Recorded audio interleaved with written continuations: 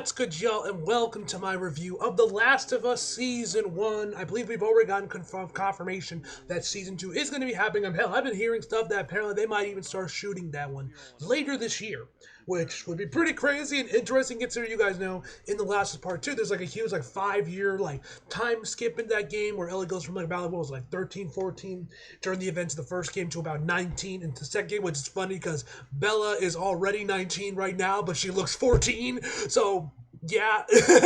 I don't know how they're gonna work with that. I don't know if they're gonna just recast Bella recast Bella as Ellie and get someone that's a little bit older to fit better, or maybe they'll try re-aging her. I don't know what they plan on doing to make Ellie look older in this game, compared to the first game, man. Like with Pedro, all they gotta do, add some prosthetic makeup, add some more gray to his beard, bro, and you're good, bro. With Bella, you gotta do a little bit more work. So I don't know how they're gonna do that. They might recast her, they might not recast her. I don't know how they plan to make her look older. Maybe they'll just give her the time skip altogether. Who knows? We'll have to wait and see on that, ladies and gentlemen. But regardless of such, man, this show was incredible, man. Let's get this out of the way right now. Probably shouldn't do this, to keep, I can keep that, that good retention going on, to let y'all know, to see what is my answer to the $1,000,000 question is. Do I think that this game, or rather the show I should say, is better than the original game? Do I think this adaptation of how they adapted the game into this HBO series is better than the story and how it was portrayed in the game itself? And the answer to that question is yes. I would definitely say I like this more than the game, which I didn't think I would say. I was also kind of surprised, especially with these last couple, because the first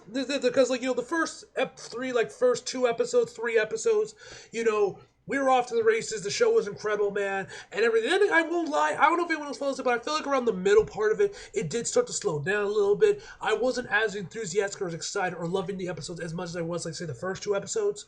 Because I also wasn't super high on the 3rd episode, but it was still a phenomenal episode in its own right. We'll talk more about that later. But then you kind of slap it out there, and I think it's just kind of how it was that part of the game, man. But then, of course, once we got to the winter section and everything, we were back up there and, peak fiction. If you guys have been following me on Twitter, you guys know every week I'm live tweeting like a madman. Every week during The Last of Us is airing, man. And yeah, this show is fucking incredible, man. And I can't say much more positive other than that, man. I fucking love the show. So let us get right into it. So of course the show stars Pedro Pascal, Bella Ramsey, Anna Torva, Nick Offerman, Nico Parker, Ashley Johnson, and Troy Baker. As you guys know, they both had a role in this series in the last 2 episodes, and many more. And the plot of The Last of Us is Joel and Ellie, a pair connected through the hardship of the world they live in, are focused to endure brutal circumstances of ruthless killers on a trek across post-outbreak America. Now, first thing I gotta say is obviously the cast is phenomenal, man. Pedro Pascal, Jesus fucking Christ, somebody get this man a fucking Emmy, ladies and gentlemen. Oh my God, his performance is incredible. I will say, if there is a part of his performance that does lack, it's definitely during, the iconic scene where, where we have Joel and Ellie meeting up there after they get to Tommy and everything, and they get to Jackson. That was something of the name of the city, Jackson, and we got the whole "you don't know what loss is." That whole scene where Ellie kind of tells her really what her true feelings are towards Joel, kind of that you feel more scared without him. Man, that whole iconic scene from the game. I will say his performance wasn't as good as Troy's original performance from the game, man. But Jesus H. Christ, does he more than make up for that in the scene right before that where it's just him and Tommy, bro. Oh my God, that scene. Oh! And then there's the last episode, of course, as well, man. Various other parts of the series as well, man. Pedro is fucking cool. I'm pretty sure I mentioned this in my first impressions video, but I always envisioned Ben Affleck as Joel for a live action Last of Us series. But my God, man, Pedro is absolutely fucking incredible, man. He is incredible. Bella Ramsey, who, as you guys know, was probably the more iffy ones amongst fans. Most people weren't really too sold on her at the current moment because she doesn't really look like Ashley, and people were kind of wondering how she would perform as Ellie, man. And I mentioned this in my first. I'm pretty sure I mentioned this in my first impressions of the video. Maybe I didn't mention it there, but obviously as the series progresses on, she is perfect as Ellie, man. Oh my God, she is perfect. Hands down, she is perfect as Ellie, man. There are no ifs, ands, or buts about it. Throughout all the iconic scenes with Ellie, she absolutely kills, man. Of course, during the scene with, the whole iconic scene with Joel, when they get to Jacksonville, to Jackson, My God, Crow. Like I said, Joel, I did prefer Troy's original performance over Pedro a little bit, but for Ellie, Ashley, and Bella, I would probably say are neck and neck with each other, man. There are, of course, other scenes as well where Bella really shines out. Of course, Left Behind is a big one as well. A few other moments as well, of course, where we have the scene with David, man. Oh my God, fucking incredible! That whole episode when we get to where they're adapting the winter section, man. Bella is incredible, man. From start to finish, man, she is amazing.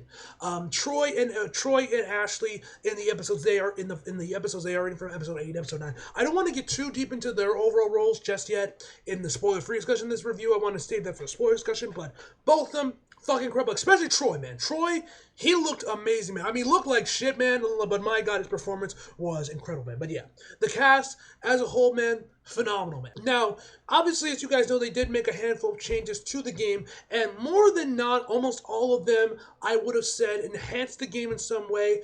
Now, you guys know that, of course, we know that they did reveal that the spores were going to be cut out from the game. They, I think it was like Craig Mason himself actually said, they just didn't think it was that believable in a live-action TV show, same versus, you know, a video game. But how they switched it out, I thought was really cool, and I honestly...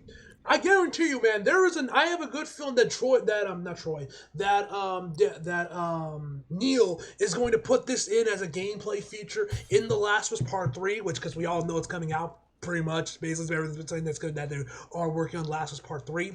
That I wouldn't be surprised if he puts this in there as a gameplay feature for The Last of Us Part 3 as some way of like how the cordyceps have just evolved over time, where they are now all connected as a sort of hive mind kind of thing, and they feel throughout like the little like funguses and the other stuff that's going on around the city, which we see, and I believe it was the second episode where we see it, and we don't really see it ever again mentioned up in the game, but then again the clickers just don't, and the infected show just don't have that much of a big focus in this game, in the show I should say, rather than how it was in the game, because of course, you know, in the game you need enemies to fight everything, so with a show you don't really need all these like action sequences and gameplay sections and everything, you know, so it makes sense why the clickers and the infected overall don't have as much of a role and as much of a presence as they did in the original game. But I love that. I thought that was really cool. I still kind of wish we kind of kept the spores, because I like the gas mask thing and everything, but them cutting it out, man, and changing it to this, I think works well, and like I said, I would not be surprised if Niels puts this in there as a gameplay feature for The Last of Us Part 3, man. It is incredible, man. There are a couple other ones as well that I don't want to get into right now for spoiler reasons, man, but I thought that one was fantastic. There were a couple ones where I didn't think really either it didn't really enhance anything, or I did say that did detract a little bit from the game, but we'll talk more about those later.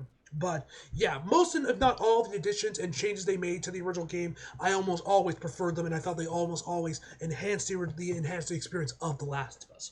So you have that, man. The action sequences are of course amazingly done, man. The music is incredible as we expected, man. I'm pretty sure the composer from the game is working on it. I already mentioned in my first impressions, but I'm glad but I'll mention it here again. I love the fact the show actually has a real intro, has an actual intro. We almost never see TV shows with an actual intro anymore these days. It's always just like the text, calling it a day. So of course, whenever we get a show that actually does put the effort into giving us an intro, it is always well done, man, and it's always very much appreciated. And The Last was one, fantastic, man. The directing overall on the show is fantastic, especially the second episode, which was directed by Neil himself, which I thought was pretty cool that Neil Druckmann actually got to direct an episode himself. I was kind of hoping, because of how good he was, I was kind of hoping he maybe would come back for the last episode, man, but he didn't. He only ended up directing the second episode, if I remember correctly. He might have directed another one, but he didn't. His directing was absolutely spectacular, man. How he introduces us to the clickers, man. Very Resident Evil-esque from the first Resident Evil game, man. Oh my God, it's incredible. The clickers, of course, themselves, as we see them, are phenomenal. The makeup on them is incredible, man.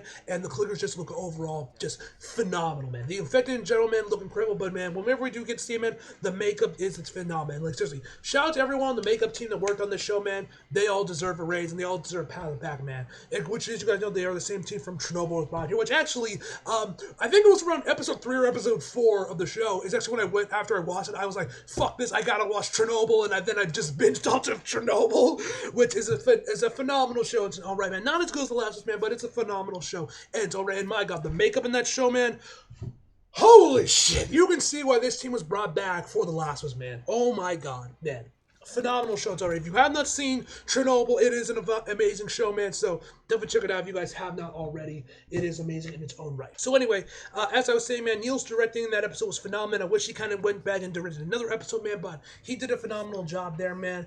The last episode, that episode was directed to perfection, man. We'll talk more about that in the spoiler discussion as well, but oh my God.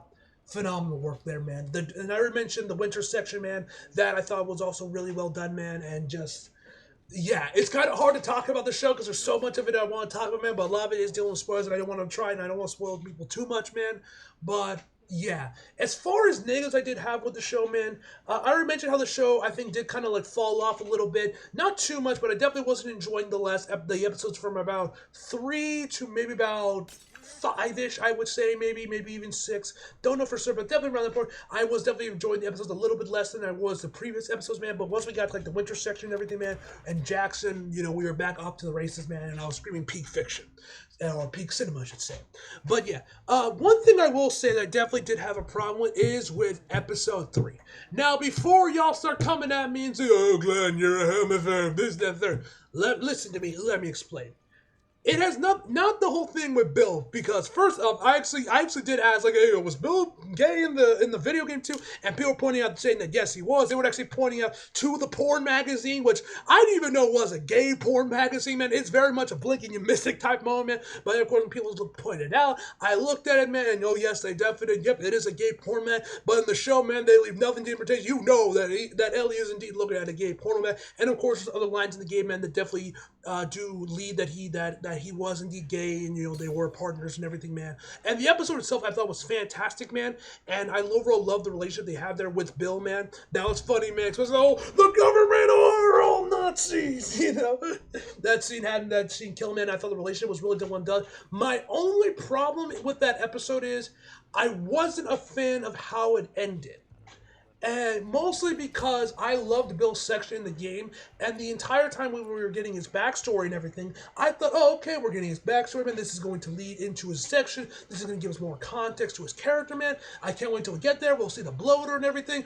Getting the car out there, running away from the infected, man. It's going to be awesome to show. But basically, what happens at this, how they like deal with, how they resolve Bill's character, they basically just completely skip over Bill's entire section of the game, which I was sad to see because I thought it was one of my favorite parts of the game, man. And I was kind of like, oh, Jesus Christ. And thank God the bloater was in the truck, because otherwise I'd be concerned of how when the bloater shows up, we weren't going to get him. Which I will say, man, how the bloater is used in the show versus the game, it's way better in the show, man. They on some World War Z type shit with how the bloater shows up in the show, man. It is incredible, man. So, yeah, definitely them moving the bloater to where they did later on, like episode 5, I think it was. Yeah, it worked, man. And I thought how the bloater was used in the show was way better and way cooler than how he was used in the game itself. So, yeah, but I still kind of wish we did still get Bill's section, man. We did still get all his little interactions with Ellie and just gave us this extra context behind his character, man. That's the only thing I didn't really have a problem with. I'll talk more about that in the spoiler discussion, but that was something I wasn't really too fond of, man. But besides that, man, the episode was fantastic. I mean, I wasn't sopping my eyes out like apparently everyone else was, but you guys know me. I'm pretty sure this is pretty like just movies and TV shows just don't make me cry. I ain't built like that, man. They just don't make me cry, man. It takes a lot to make me cry, but you had that, man. So yeah, that was about the only like major issue I had with the show, man, was just the 3rd episode, man. But besides that, man, this show is a masterpiece under every stretch of the imagination, man. And I definitely did like it more than the game. So overall, my final verdict for the last one is going to be a 10 out of fucking 10, man. Now, of course, here we will get into a spoiler discussion, guys. So if you guys do not want to get spoiled, leave now. For everyone else, if you guys played the game or whatever, let's continue. So, let's talk about Bill real quick. Now, I wasn't too fond of them killing him off. Now, I kind of get where they were going with the show, and like I said, I did overall love the romance between Bill and Frank, man. The whole, this is not an Arby's. That episode was hilarious, man, with all of Bill's line, with the government are all Nazi and Arby's and everything, man. And I overall love the relationship between Bill and Frank, man. I just wish they didn't kill off Bill, because like I said, I loved his section in the game, man, and I loved his interaction with Ellie. I just wish we kind of got both of them. I just wish we got both of them, man. But I kind of get what they were going at. It is a show, man, but you had that one. That was something from the game that I definitely did not like, or that definitely did kind of sort of detract from the game, man, mostly because it kind of made the entire episode, and I don't know if anyone else felt like this, it kind of made the entire episode almost feel pointless. Like, what was the point of this episode of you expanding on Bill's backstory and everything if you were just going to kill him off and not give us his section of the game? You know what I mean? That's how it felt to me. I'm pretty sure I'm probably the minority with that one, while everyone else is like, oh my god, this is one of the best episodes ever. Like, they're sobbing their eyes out, man, at the relationship and everything, man. But me personally, that's how I felt about the episode, man. I kind of felt like this episode was a little bit pointless with him killing out Bill. But besides that, man, it was an overall fantastic episode in its own right. Another thing I gotta say, another change in the game that I didn't think really enhanced everything is with Henry and Sam, with Sam being deaf. I don't think that's something I didn't think that didn't detract from the game, but I also didn't think it really enhanced anything either. I still really dug their section as well, and of course, I love the changes they did make to it, where we see that Ellie tries to actually use her blood to try and heal him, trying to re-heal Sam and to cure him of the infection, man. Where she just like cuts her hand open and puts on his wound, which I'm pretty sure was not in the original game. I believe it was just like he just told her, and they just kind of hoped for the best, and of course, he turned and everything happened there. But Ellie actually tries to save him, and I thought that was a really nice touch, man. I thought that really enhanced the game, man. I thought that was one enhancement that I loved, man. Another thing I think really did enhance the game, man, is with the winter section, man. I love what they did with David, man. I thought that was really cool, man. That extra scene where we see Ellie and him, talking when Ellie's behind bars, man. Now, one thing I thought was kind of strange, not so strange, but like definitely surprising, is that you guys know in the game, man, when we get to the final showdown between Ellie and David, man, it definitely leans into there that that David was trying to, like, say, molest Ellie, kind of, at the end of the game. Because, a funny story, man, because I remember when I first played The Last of Us and I saw the Let's Plays of it and everything, and whenever she said, he tried to, I was like, he tried to what? The fuck was he gonna do? Like, and then I saw more people were saying, like, yeah, he was gonna molest her. I'm like, okay, yeah.